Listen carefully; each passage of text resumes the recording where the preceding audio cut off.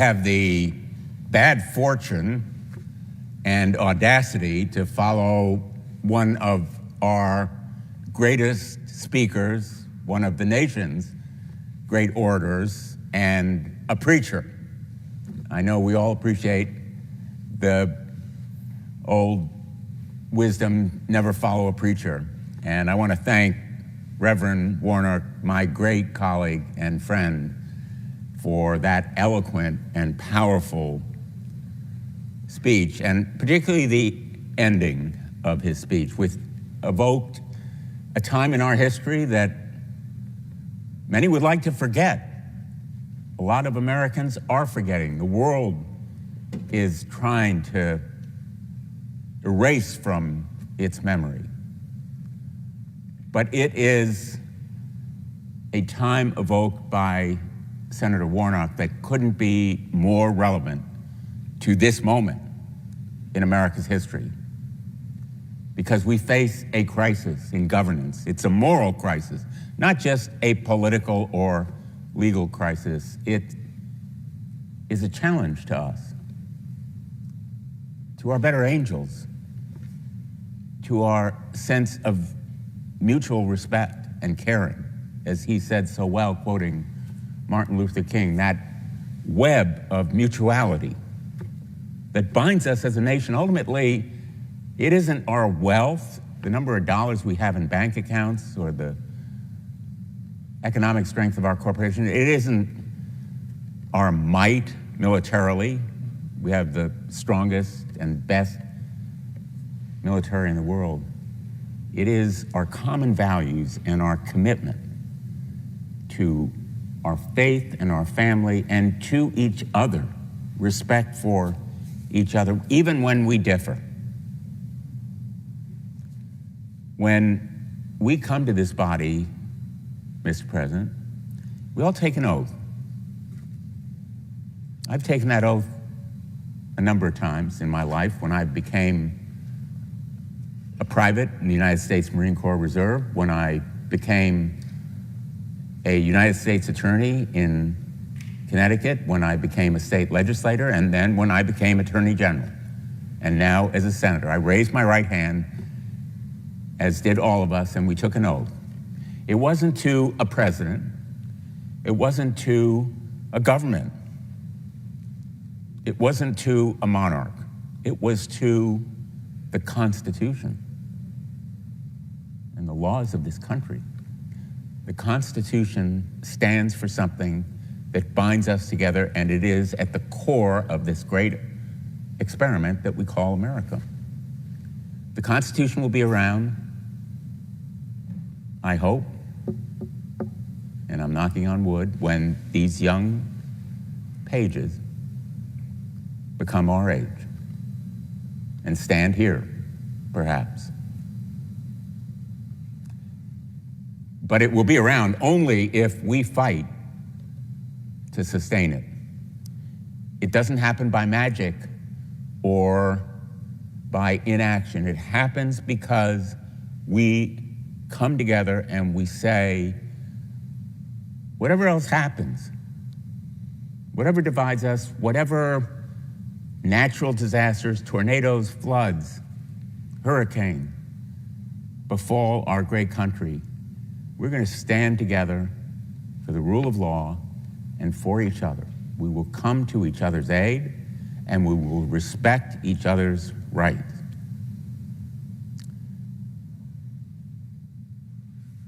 A wonderful professor and friend of mine at Yale, Tim Snyder, wrote a little book on tyranny. That's the name of the book. It's 20 lessons from tyranny in the 20th century.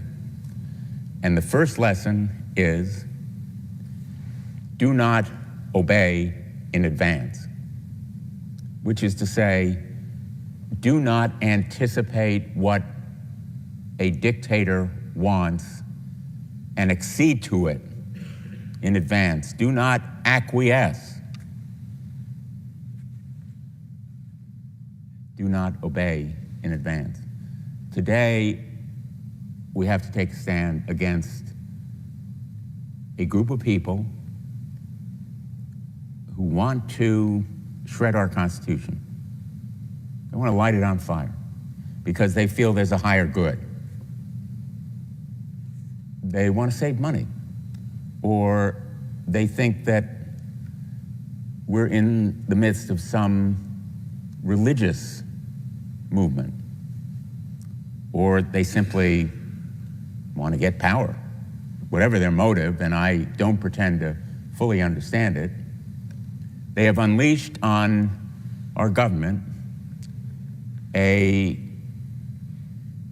group of DOGE technocrats, I use that word advisedly, young people, maybe older people who think they can simply slash government spending, but more to the point that they have a right to access information which Americans have been providing in trust to the Department of Treasury, the Labor Department, the Department of Education, private confidential information about bank accounts, checks that are paid, and veterans benefits. That information is supposed to be held in trust, secretly, confidentially. And yet right now it is being scanned by Elon Musk and his crew. His henchmen are busy not just reading and scanning that information, but collecting it. And that actually serves potentially many of Elon Musk's business interests. Because on X, for example, he could profit mightily from knowing more information about people who might use Musk in Tesla or SpaceX. Who knows what he might do with that information? And some of his billionaire friends, some of the people who maybe provided access to that information could profit even more. So here's what I've done today as the ranking member of the Permanent Subcommittee on Investigation. I've written to every one of Elon Musk's companies, SpaceX, Tesla, all of them, including his AI company, demanding information about the workings of that company that might benefit from access to that private information. Now remember, his access is as a citizen. I'm not sure what his status is. The White House says he's a special government employee. He has no security clearance that would entitle him to take that information and use it for his own personal benefits. No security clearance could give him that right to profit from financial information that belongs to you, the taxpayers. It's your data. And we have nothing that I've seen in writing from the President of the United States that gives him authority to seize and exploit that information. He certainly has nothing under law that would justify his monetizing after purloining that information, the use of it. I think the American people have a right to know all about the workings of those companies that would be benefited from seizing and exploiting this information. I've written to those companies today, and I'm very hopeful that they'll explain to me what the facts are, because the American people deserve those facts. In a sense, what you need to know about this administration and about DOGE and about Elon Musk is to follow the money. Now, he says he's following money that may be wasted or abused. I want to follow the money that will come to him and other billionaires in the government, others who may be made privy to this information and use it for personal benefit, and who may profit from it. I want to follow their money. And I want to follow any of the money that comes to other officials in emoluments. Now, emoluments is a term in the Constitution. And the reason it's in the Constitution is that our founders most feared, in addition to tyranny, that leaders of this country, people in public office, would take benefits, gifts, cash from foreign governments. We were a struggling, small country at our very beginning. We were nascent in our weakness. And their fear was that leaders of that small, struggling company might be tempted by one of those big monarchies in Europe that had the glittering palaces and jewels and riches, colonies around the world, that they could be bought. And so they said, no gifts, no benefits, nothing from any foreign source, and they had a domestic emoluments clause as well that in effect prohibited foreign bribery and that kind of domestic misappropriation as well. I want to know whether any of these officials in our government are benefiting in any way from advantages, benefits, payments from foreign governments. Because we have become a global economy, we know that, just take one example, comes to mind, one of the president's relatives is planning developments, hotels, all around the world. The president has said he wants to make Gaza into a Mideastern Riviera. Who's going to build the hotels? Who benefits? Who's going to be paid? We need the facts. And so I believe we need to be watchful, vigilant, and wary. Follow the money. Now, we're here tonight before a vote on someone who's going to be following a lot of money. Russell Vought, if he were to be confirmed as director of the Office of Management and Budget, in charge of all the money spent by the United States government, or almost all of it, I know most Americans have no clue as to what OMB does. OMB, Office of Management and Budget. Not to be confused with OPM, Office of Policy and Management. In the state of Connecticut, we call the similar body Office of Policy and Management. I suspect that the presiding officer's state, all of our states, have something equivalent to OMB or OPM. It is the kind of brain central of the financial nervous system in the government. It controls the flow, the disbursement, and then also the projections for the future about what the government does. It administers the federal budget, and it's the entity that actually gets that money out the door after Congress appropriates it. It puts the money into use by portioning it out to various federal agencies and programs. Mr. Vought is no stranger to the OMB. because for 4 years in the first Trump administration, as both acting director and director, he served that agency.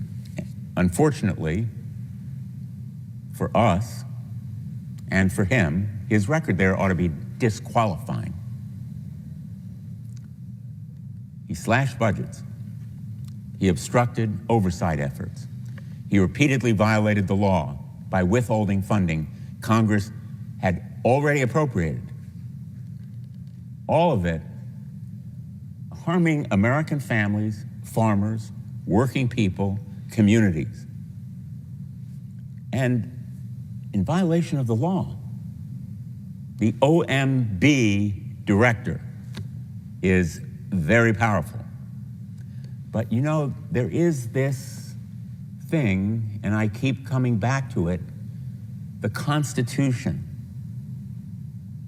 The Constitution of the United States, which says we have separate branches of government. The Congress is the one that has the power of the purse strings. It authorizes and appropriates money.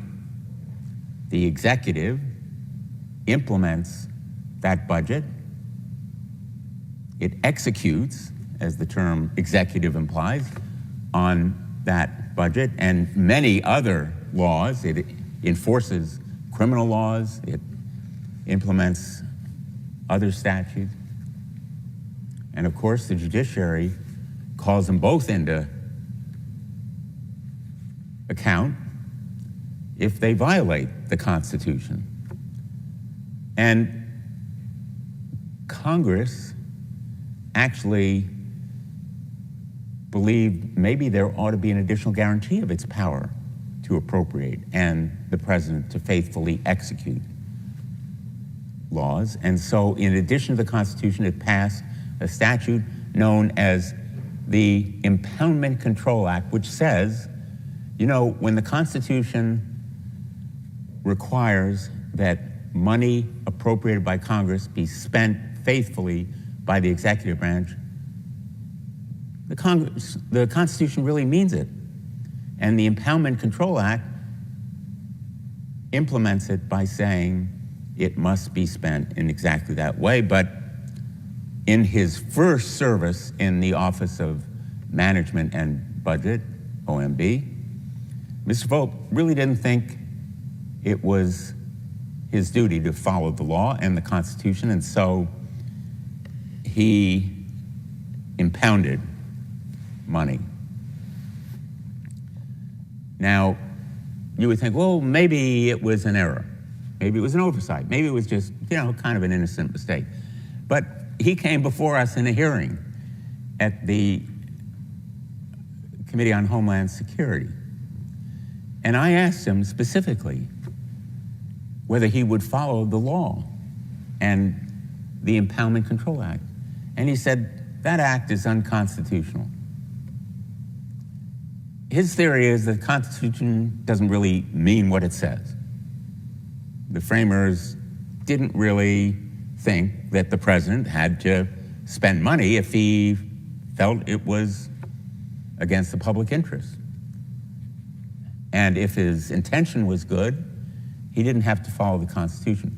Well, the Supreme Court has affirmed,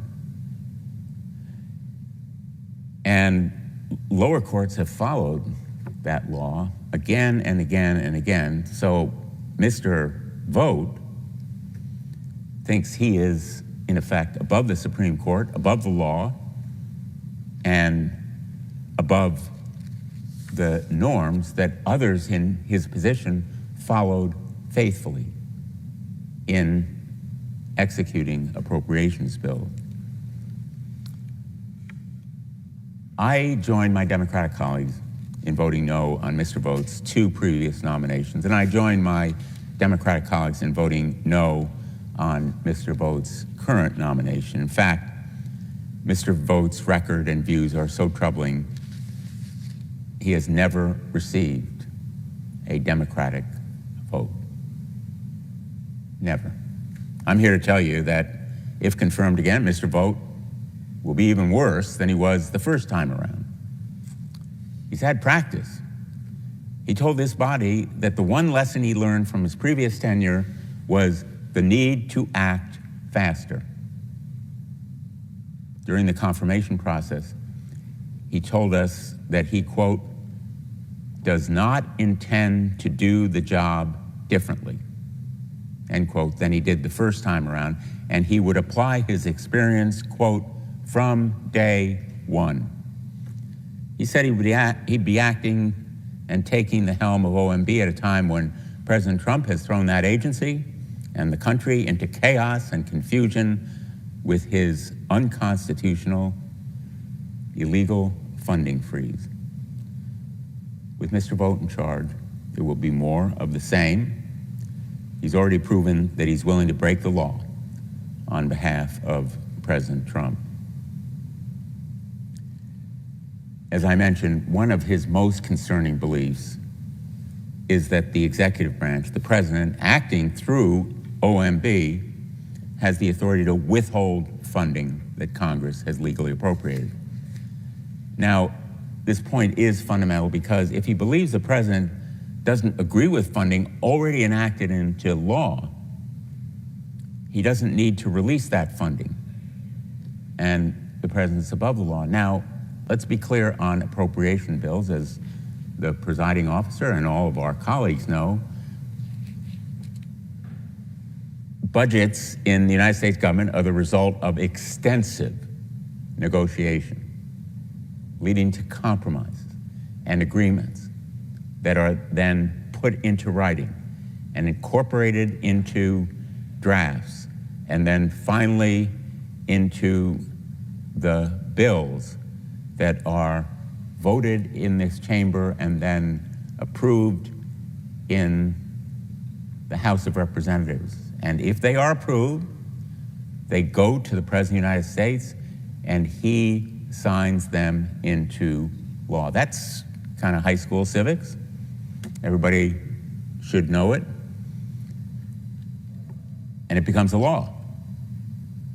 The president signs it. These funding withholding decisions that President Trump made during his first term on the recommendation of Mr. Vought were a violation of laws that a president, either he or a predecessor, signed.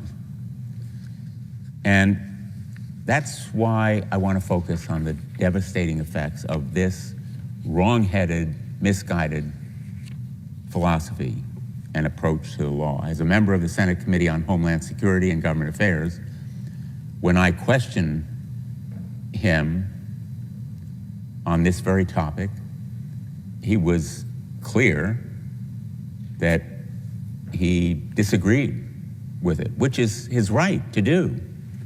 He can disagree with the Constitution. Nobody says you have to think the Constitution is perfect. But if you take that oath, it's that oath that we all take. It's to follow the Constitution. So help me, God. When he fails to spend money appropriated by Congress, he will be violating that oath. And he has indicated he is ready, able, willing to do it. He's unqualified. He's unprepared. He lacks the character and competence to be OMB director. These issues, I know they appear abstract, hypothetical, but they have real consequences for real people in their everyday lives. As wildfires raged across California, I asked Mr. Vought if he would commit to releasing disaster relief funding promptly and fully. Disaster relief funding for the people of California, but also for the people of North Carolina, Texas, Florida, Connecticut. We had floods recently. My colleagues and I came together in the closing days of the last session to overwhelmingly approve this funding, $110 billion the disaster supplemental. That's $29 billion for FEMA, the Federal Emergency Management Agency, to help North Carolina recover from Hurricane Helene, California to recover from wildfires, and my own state of Connecticut to recover from the devastating flooding that occurred last August. That's $21 billion to the Department of Agriculture to support farmers recovering from disasters, and billions of dollars for countless other programs, from small business loans to fisheries assistance, to roads that have to be repaired, to other kinds of effects of disasters that are the result of the new normal, climate change, and the people who are victims of it, who suffer financial losses or losses of their homes, injuries, are not to be blamed simply because they were in the wrong place or their house was in the wrong place at the wrong time. There are things we can do now in rebuilding that make those homes more resilient, that rebuild them in a different place where the risk is lower, but many lack the insurance because they were told they didn't need it by banks that gave them mortgages because there'd never been a storm of any real magnitude before. It's happened in Connecticut. And they were victims of rains or floods or earthquakes or other natural disasters that were not their fault. That's why we come together. We help people. As I mentioned earlier, we support each other. That's part of the fabric. It's not the legal fabric, it's the social and moral fabric. But Mr. Vought told me that he was not, quote, going to get ahead of the policy process of the incoming administration. He never committed that he would release the disaster funding. He left himself an out. He might violate the law. And we now know, because of his testimony, that he will likely violate the law. And we also have his past experience to inform our judgment. Under Mr. Vought's past leadership, OMB delayed community development block grant disaster mitigation funding to Puerto Rico that Congress had provided for recovery from Hurricane Maria. I visited Puerto Rico in the wake of Hurricane Maria. I saw the devastating destruction to that island, to roads and bridges, to electricities and utilities, to hospitals and clinics, to agricultural areas that were completely isolated, some of them. I flew over them by helicopter and saw the homes that had been leveled or rendered roofless and now isolated, unable to find food and water without it being dropped from the air sometimes by FEMA. But he withheld the development block grant disaster mitigation funding provided by Congress for recovery from Hurricane Maria. And the symbol, the visual symbol of that time became President Trump throwing rolls of paper napkins or towels at people in a crowd waiting for food and water. It became emblematic because Mr. Vought withheld that money. My constituents and all Americans should not have to worry that when disaster next strikes, they may not receive the aid that they need and deserve and should be forthcoming because of action by Congress, only because a single man, Russell Vought, has taken it on himself to make a decision that it should be withheld, as he did from Puerto Rico. Natural disasters, all the more frequent and damaging because of climate change, don't discriminate between red states and blue states. Florida, North Carolina, Texas, Connecticut, Oklahoma, California, they've all suffered these natural disasters recently. And it doesn't matter whether they're red or blue. They need and deserve help. No administration should withhold it. Just as troubling is Mr. Vaught's track record about Ukraine aid. This issue is especially close to my heart. I'm wearing a pin at this very moment that has both the American and the Ukrainian flags. I wear it always. I've been to Ukraine 6 times since the beginning of the war. I believe fervently that their fight is our fight, and that we have a moral obligation, but also a self-interest in supporting them, because Vladimir Putin will keep rolling. If he conquers Ukraine, he will keep going. First law, first lesson, 20th century tyranny: do not obey in advance. Tyranny starts abroad sometime, but it comes for us.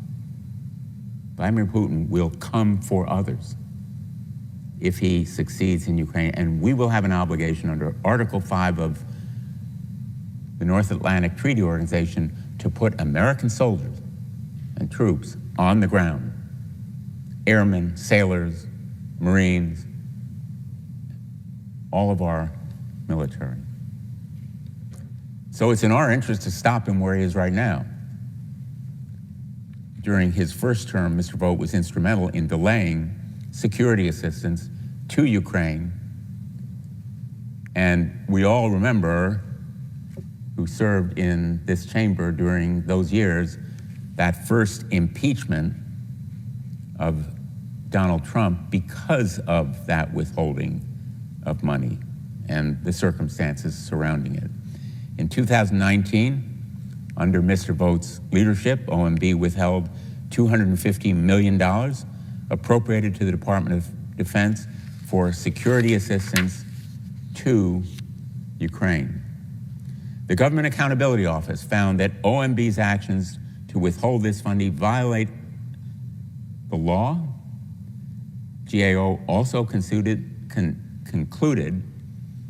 OMB's withholding of an additional $141.5 million appropriated to the State Department for Ukraine might be a violation of the law. That's the Government Accountability Office, nonpartisan, impartial, objective, and independent, violated the law by withholding that money. Ultimately, Congress had to pass another law to ensure that our allies in Ukraine received the funding they needed. And when I asked Mr. Vought if he would release the remaining security assistance now that has been authorized and appropriated for Ukraine, Mr. Vought said that he again was not, quote, going to get ahead of the president on a foreign policy issue of the magnitude of the situation with regard to Ukraine. That's astonishing. That's a yes or no question. Will I obey the law? Yes. But he ducked it. He dodged it. It is astonishing. Time and again, Congress has come together on a bipartisan basis and passed vitally needed security assistance to support our allies in Ukraine. And Mr. Vought could not commit to following the law and honoring that promised funding. I was and remain astonished and aghast that someone in a position of such responsibility that we are considering Mr. Vought to have would in effect say, well, maybe the president would be above the law, so I've got to wait to see whether he chooses to follow it. Saying he's going to not get ahead of the president on a foreign policy issue, that's not a foreign policy issue. That's an integrity issue. That's whether or not the president is above the law and whether he will follow it. Legal scholars, the Department of Justice's Office of Legal Counsel, and even the Supreme Court have all found again and again and again the president doesn't have the authority to withhold congressionally appropriated funding. But here we have a nominee in Mr. Vought saying, in effect, the Supreme Court is entitled to their opinion, but he could supersede it. Baffling to me that this man is now before the Senate for a nomination to a post that is one of the most critical in our government at an unprecedented moment of crisis in our history. And I think my colleagues ought to be equally aghast, both Republicans and Democrats, because this issue of the Constitution, I keep coming back to the Constitution, is bigger than any of us here, bigger than Mr. Vought, even bigger than President Trump. It is what sustains us through constitutional crises as we face right now. It's bigger than this administration or any other. It's whether the law of the land should prevail, whether it's up for grabs, depending on what the president thinks, or what Mr. Vought recommends the president should think. It's about the power of the purse being usurped from Congress and put into the hands of unelected bureaucrats, special government employees like Elon Musk. The Constitution provides for nothing like it, nothing close to it. This issue goes to the foundations of our country. Again, I know these issues seem esoteric and legalistic. I'm a lawyer. I understand that making the law real for people is a challenge. And a lot of what I've said, even when it concerns natural disasters, might seem abstract. But the person who appropriates the money, Congress, makes judgments about where it should go, who it should benefit. Child care, community health centers,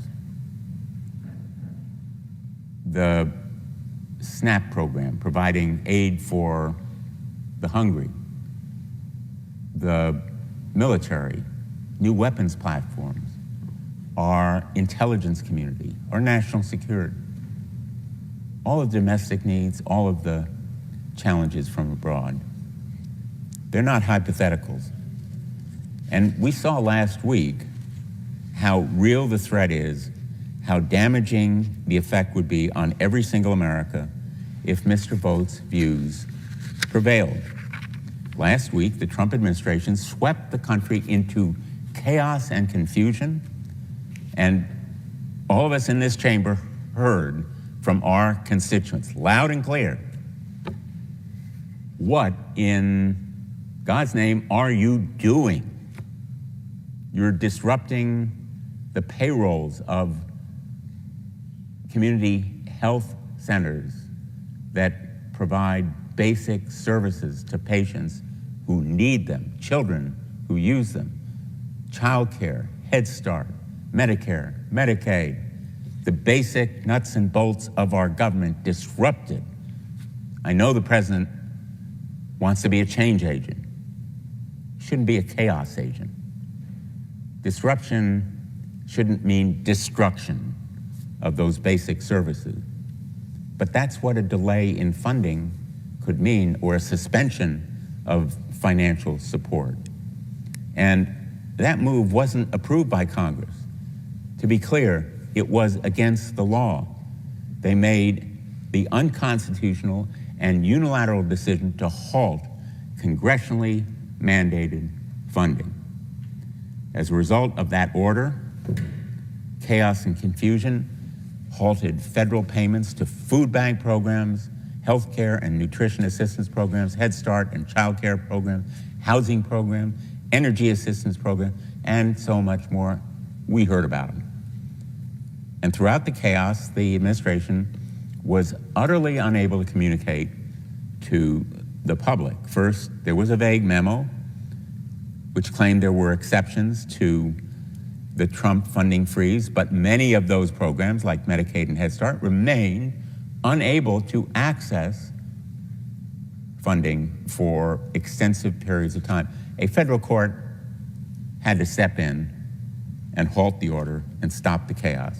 And then in another one-sentence memo, President Trump caved to the public outcry and allegedly rescinded the funding freeze entirely, 24 hours after it went into effect. Of course, it didn't end there, because right after the funding freeze was supposedly halted, it was put back into place by a tweet. That's the way we govern these days in the Trump administration, by a tweet from the White House. Agencies and organizations on the ground were still in chaos solely because of President Trump's incompetence, but also advice that he received from people like Mr. Vought, who contended he was above the law and he could unilaterally freeze that funding. But here's where things really get scary. Mr. Vought shares President Trump's ludicrous and unconstitutional views about the executive power over federal funding, but he, unlike President Trump, is not incompetent. He knows what he's doing. He spent 4 years at OMB carrying out this agenda of withholding funding. And he's primed and ready to continue that mission with all of that experience behind him, as he put it, on day one. Make no mistake, even though courts have intervened to halt Trump's federal funding freeze, this fight is not over. It's not even the beginning of the end. It's not even the end of the beginning. We are in the first 2 weeks, or now maybe 3 weeks, of the Trump administration. And I'm hearing from constituents that funding has yet to be unlocked, especially from the Inflation Reduction Act. And even if all the federal funding taps are turned back on, this administration is not done wreaking havoc in our communities. The president will try again. Only this time, if we let him, he'll have Mr. Vought on his side with all that experience, breaking the law at OMB on the president's behalf. It won't be a vague several-line memo from OMB imposing the freeze. It will be a well-articulated set of falsehoods designed to confuse and obstruct, but still order a freeze in funding. Let me give you some examples from Connecticut about what the ramifications are in real life. Given the magnitude of the danger facing us, I want to take some time to highlight again the harms that result from a funding freeze. I've spent the last couple of weeks, the last week, particularly fielding concerns from constituents who are understandably worried and confused and scared about the devastating effects the freeze has imposed on services they provide to people who need and deserve them. Let me be clear, the congressionally mandated aid this administration legally has withheld helps families put food on the table and keep their homes heated in the winter. It helps our communities, and particularly farmers, recover from extreme natural disasters. It helps needed support for infrastructure updates in every state across the country. To every American who is listening, it's your money that President Trump is playing games with. It's your taxpayer dollars that are owed back as investments in your communities. It's not Donald Trump's money. It's not Russell Vought's money. It's your money, taxpayer monies. Let's call the funding freeze what it is: theft. President Trump is stealing money from American taxpayers and citizens and threatening their ability to pay rent, heat homes, and much more. And that money stolen by Donald Trump will be used to finance tax cuts for billionaires and the ultra-wealthy like himself. Follow the money. Follow the money when it is illegally impounded to be used to finance tax cuts for the benefit of a tiny slice of the American public, the ultra-wealthy, billionaires. Nothing wrong with being a billionaire. We all can aspire to be a billionaire.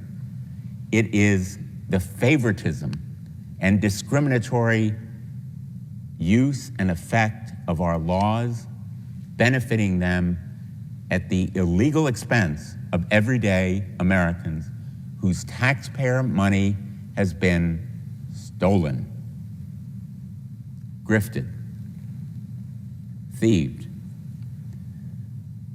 I have no doubt that every single one of my colleagues, even on the other side of the aisle, who have remained silent or complicit, have been inundated with requests for help from their constituents.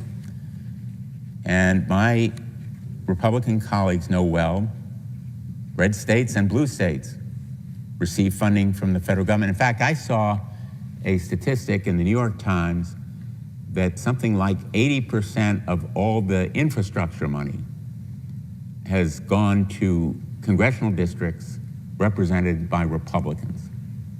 Don't hold me to the 80% number, but that's approximately what it was, which is not to say they shouldn't receive that money if they're entitled to it under the formula that Congress establishes based on need or other factors. It doesn't matter whether they're red or blue. The law ought to be executed fairly and faithfully, implemented properly. But then to turn around and say, well, we should impound money that's been lawfully appropriated affects them as well as the congressional districts represented by Democrats. It's not about Republican or Democrat. Here are some real stories. During the chaos that overwhelmed federal agencies, community health centers were unable to access the federal funding they rely on to provide critical health services. Many of them were weighing furloughs of their doctors, their nurses, their counselors, their essential providers. A nonprofit in Connecticut that provides critical mental health services was terrified that they may not be able to pay their staff if the funding freeze continued. I spoke to the head of the Alliance or Association of Community Health Centers. He told me about one in the northeastern part of the state that had to close its dental services. Medicaid payments are now seemingly back online. But this administration put 1 million Connecticut residents who rely on Medicaid and the Connecticut Children's Health Insurance Program at risk with these needless and reckless theatrics. Childcare, similarly, Connecticut Head Start was unable to access payments. President Trump jeopardized childcare and early childhood education for 5,000 families in Connecticut. Connecticut farmers who just over a week ago were celebrating, and I was there with them, millions of dollars in much-needed disaster assistance from extreme weather events. They weren't sure whether they would ever see that money or when. You know, farmers really can't wait a few months to plant the seeds or feed their livestock. There are seasons, there are days when obligations have to be met. And they deserved the aid that was coming to them, and they should not be forced to wait for it. Millions of dollars to the hardworking farmers of Connecticut withheld potentially on that day. We still are unclear whether that freeze for that aid has been unequivocally lifted. At the outset of the freeze, I spoke to the CEO of Connecticut Food Share. He expressed to me his deep fears about the potential impact to food assistance, like SNAP, the Emergency Food Assistance Program. Freezes to these funds could push hundreds of families into poverty and hunger. Any more politically motivated funding games from the Trump administration would have potentially life-threatening impacts on survivors of domestic violence because they depend on VAWA, the Violence Against Women Act, and the money that's appropriated under it for the domestic violence shelters, for the counseling, for the hotlines, all necessary to provide survivors with options rather than just stay in homes where they are victims of abuse. They are survivors if they can get away, and they deserve these services. The operation of Connecticut's 24/7 domestic violence hotline could be severely impacted by another suspension, court-based and community-based services for survivors and their children, also on the chopping block. This funding freeze was terrifying to these women and children, and potentially tragic, not just for Connecticut, but for the whole country on domestic violence. Housing, Connecticut organizations that rely on federal funding from HUD to help families at risk of homelessness, also in jeopardy. 150,000 Connecticut residents depend on federally funded housing programs. Even a temporary pause puts them at risk because potentially it puts them out of their homes. I heard from one organization that can provide permanent supportive housing to over 40 households in Waterbury and Meriden with the help of HUD funding. This housing is for people with disabilities and their families during this chaos and confusion. They reported that the payment system for HUD was down and they were unable to access this funds just days before the rent was due on the 1st of the month. While the system now seems to be back online, that organization had to live through potentially tragic trauma, and the stress was debilitating for them. And the trauma has lasting effect. It increases the sense of insecurity for people who already feel an anxiety about their future. The Low-Income Home Energy Assistance Program, known as LIHEAP. We all know it because it heats the home of people in days like this one. Cold here in the District of Columbia, a lot colder in Connecticut and the Northeast and in many of our states, and people need this critical program that provides energy assistance to low-income individuals and households. It was in jeopardy too. Over 100,000 households in Connecticut that rely on HEAP were told the money has stopped. Again, It may be back online, but no one knows whether that's for sure, because Russell Vought and Donald Trump think they may be above the law.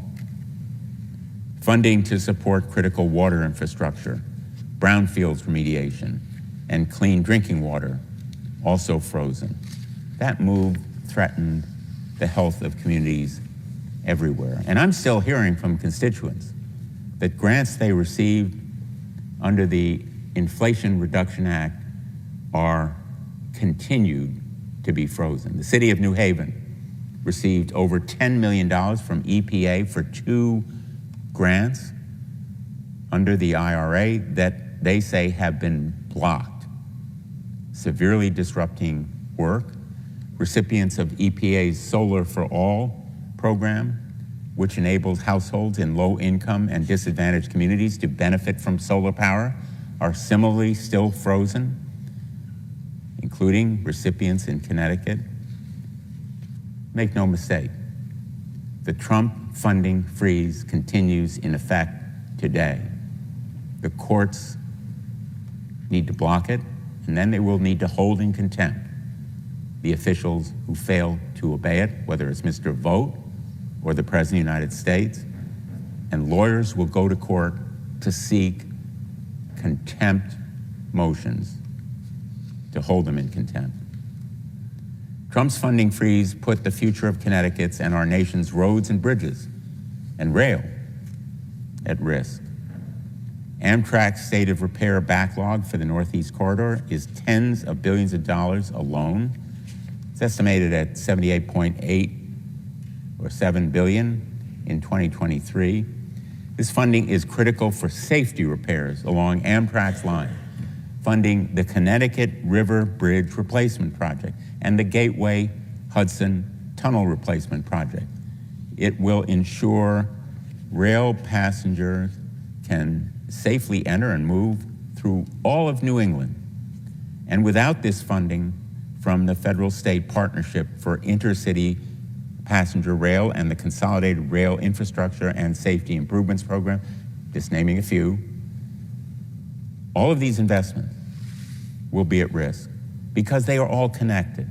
You can't stop work on one part of the line and expect the trains to magically go in the air over that break. And transportation costs will escalate because construction costs will rise. The interruption itself could be devastating financially. Last week, I was proud to join the mayor of New Haven and Representative Rosa DeLauro to announce that the city of New Haven was awarded $2 million under the Reconnecting Communities pilot program to study reuniting the city of New Haven, which was divided by Interstate 91. When that road was built, it split the city. It created a physical barrier. It isolated residents from social and economic opportunities that are critical to thrive. It destroyed city blocks and dozens of homes. And now this grant will help reunite neighborhoods, bring communities closer together, incentivize housing and other important assets. But right before we made our announcement, DOT pulled down meetings it was supposed to have with grant recipients because they didn't know whether the award would be granted. This funding freeze means that New Haven will no longer be able to identify ways to make roads safer or safeguard against disaster or encourage construction of new affordable homes and promote new businesses and more for its residents. Just one example of around $1 billion federal funding, $1 billion for Connecticut alone that is in jeopardy. The longer the Trump administration's reckless agenda causes chaos and confusion, the clearer it will become that everyday Americans are suffering from this ill-conceived, wrongly implemented, reckless, and heartless program. I talk about all these stories concerning my constituents, but every member of this body could tell the same kinds of stories. It's across our nation. It bears repeating because the trauma and the hurt and the harm are to our neighbors and communities. When Russell Vought, as director of OMB, if he is confirmed, he will have President Trump as his leader, who has apparently indicated he will follow recommendations that put him above the law. Russell Vought is the perfect person to help Donald Trump rob the American people, carry out this massive agenda of theft. He's proven that he was willing and able to break the law for President Trump in his first term, illegally withholding disaster aid. Senator's time has expired. And security assistance, and he will do it again. I recommend that my colleagues say no to this nomination. Thank you, Mr. President. Democratic leader. Mr. President, I yield 120 minutes of my post-cloture debate time on the Vought nomination to Senator Murphy. The senator has that right.